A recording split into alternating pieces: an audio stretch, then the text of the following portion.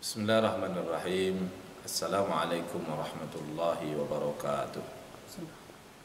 Bismillah masyaallah la yasuqul khaira illallah. Bismillah masyaallah la yasrifus su'a illallah. Bismillah masyaallah ma kana min ni'matin faminallah. Bismillah masyaallah la haula wa la quwwata illa billahil aliyyil azim. Alhamdulillah wa syukrillah wa salatu ala rasulillah wa ala alihi wa sahbihi wa mawalah. La hawla wa la quwwata illa billah. Asyhadu an la ilaha illallah, asyhadu anna Muhammadar Rasulullah. Allahumma salli ala sayyidina Muhammad wa ala ali sayyidina Muhammad. Assalamu alayka ya Rasulullah. Ma'asyiral muslimin yang dimuliakan oleh Allah Subhanahu wa taala. Sungguh siapapun mereka yang beriman kepada Allah dan mencintai baginda Nabi sallallahu alaihi wasallam pasti sangat berbahagia ketika berada di bulan Rabiul Awal, bulan di mana Allah Subhanahu wa taala telah menciptakan baginda Nabi sallallahu alaihi wasallam, bulan di mana Rasulullah lahir tepatnya 12 Rabiul Awal 571 Masehi. Sungguh kecintaan kepada baginda Nabi sallallahu alaihi wasallam merupakan modal yang akan menyelamatkan kita ketika kita hidup di yaumil akhir kelak. Dalam sebuah hadis yang diriwayatkan oleh Imam Muslim, baginda Nabi sallallahu alaihi wasallam pernah bersabda, "Anta ma'aman ahbabta." Engkau bersama dengan siapa yang kau cintai. Maka dengan mencintai baginda Nabi sallallahu alaihi wasallam akan menjadi modal utama, bekal bagi kita untuk terhindar dari azab nerakanya Allah dan akan ditempatkan di surganya Allah Subhanahu wa taala.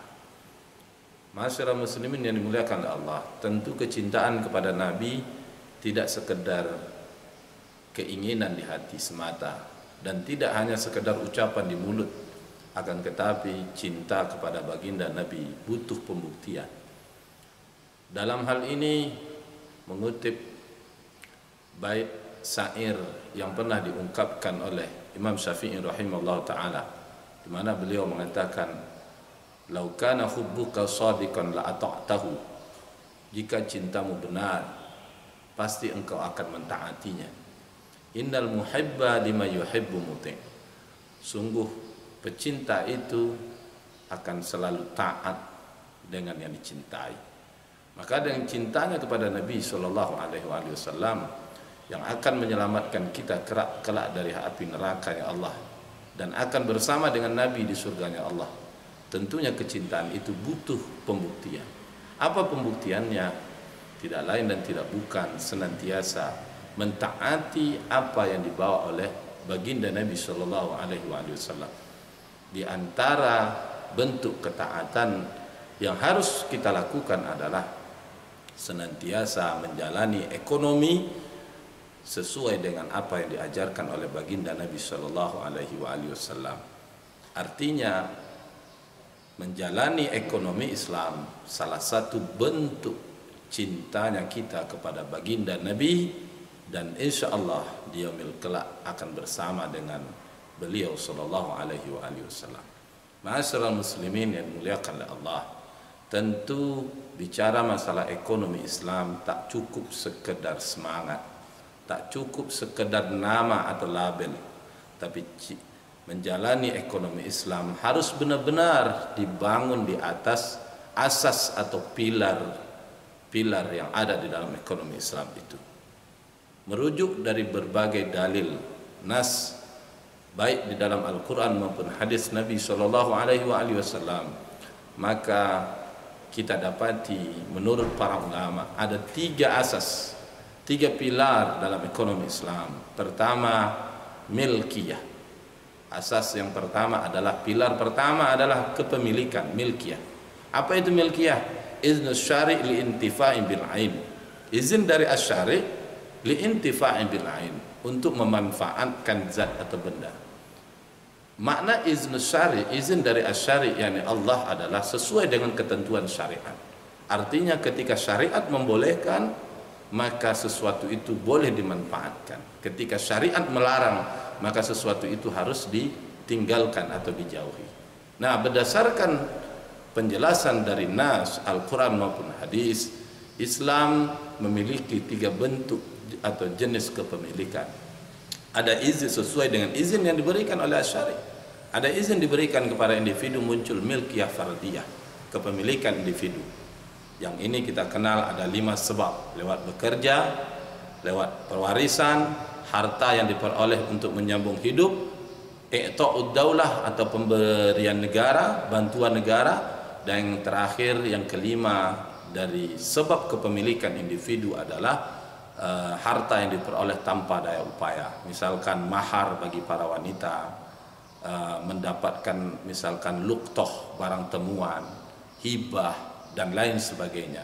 Bila 5 sebab ini dimiliki, maka ini dibenarkan oleh asy-syari'. Allah syariat membenarkan kepada individu liintifa'i bil ain, memanfaatkan zat. Nah, ini milkiyah fardiyah. Ada yang kedua, milkiyatul ammah.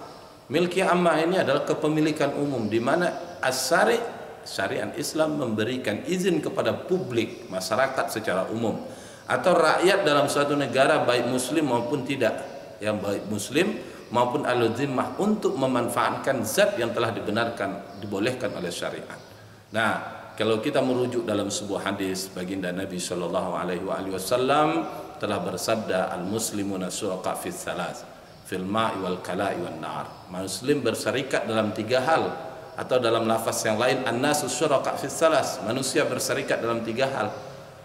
Fil ma', sumber air, wal kala', padang rumput, wan nar, sumber energi. Nah, ketiga ini bentuk dari kepemilikan umum, sehingga kalau dibagi merujuk kepada nas-nas syar'i, ada 3 bentuk kepemilikan umum yang Allah berikan izin, yang syariat benarkan kepada publik, masyarakat untuk memilikinya.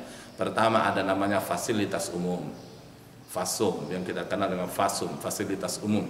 Kedua, barang tambang yang jumlahnya tidak terbatas, karena kalau barang tambang yang jumlah terbatas bisa dimiliki oleh individu dan menjadi salah satu sebab-sebab kepemilikan. Nah, yang ketiga, harta yang pembentukannya tidak boleh dimiliki oleh individu. Kalau 3 ini ditemukan, maka ini adalah jenis kepemilikan umum yang asy-syari' bolehkan kepada publik, namun pengelolaannya diserahkan kepada negara. Negara mengelola 3 jenis ini dan hasilnya dikembalikan kepada rakyat bentuk fasilitas. Nah, yang kedua. Yang ketiga, ada milkiyah ammah, milkiyah daulah, milkiyah daulah, kepemilikan negara, individu, umum, dan negara. Nah, yang mana milik negara ini? Selain dari 5 sebab dan 3 bentuk, itu adalah milik negara. Nah, milik negara bisa jadi misalkan jizyah, kharaj, usur, ya, anfal, ghanimah, termasuk doribah ya,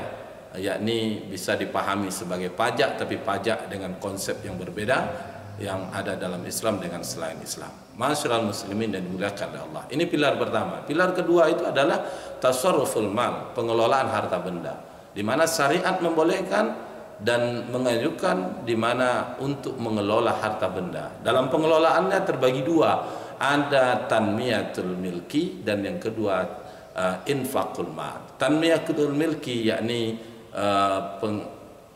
pengembangan atau pengelolaan kepemilikan, dan yang ketiga infaqul mal. Infaqul mal ini adalah membelanjakan harta, dan asy-syari' membolehkan terkait dengan harta dimiliki, ada yang boleh dibelanjakan dan ada yang dilarang untuk dibelanjakan. Maka muncul status hukum halal dibelanjakan dan haram dibelanjakan. Nah, yang halal seperti apa?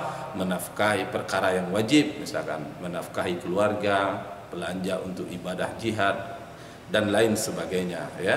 Dan yang sunnah bisa jadi infak sunnah, membantu orang, dan yang mubah membelanjakan harta untuk hal-hal yang mubah seperti rekreasi, hobi, dan itu sudah dijelaskan secara detail dalam buku-buku yang dijelaskan oleh para ulama. Nah, ini infaqul mal dalam kaitan dengan pilar kedua, tasarruful mal, pembelanjaan. Yang ketiga adalah tauzi'u sirwatu bainan nas, membelanja distribusi kekayaan di tengah masyarakat.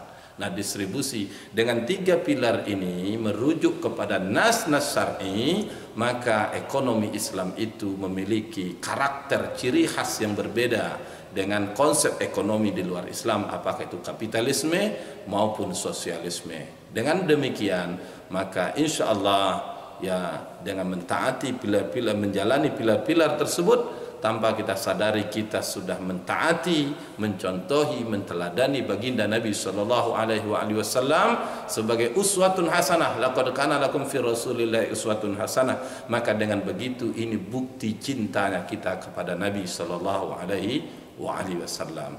Allah Subhanahu wa taala berfirman, "Qul in kuntum tuhibbunallaha fattabi'uni yuhibbukumullahu wa yaghfir lakum dzunubakum" ila akhir ayat. Di mana Allah menjelaskan, katakan wahai Muhammad, ini perintah dari Allah Subhanahu wa taala, jika kalian umatmu mencintai Allah, ya, kuntum tuhibbunallah fattabi'uni, ikuti aku. Ikuti aku di sini maknanya apa? Ittiba'ur rasul, mentaati, mencontohi Rasul.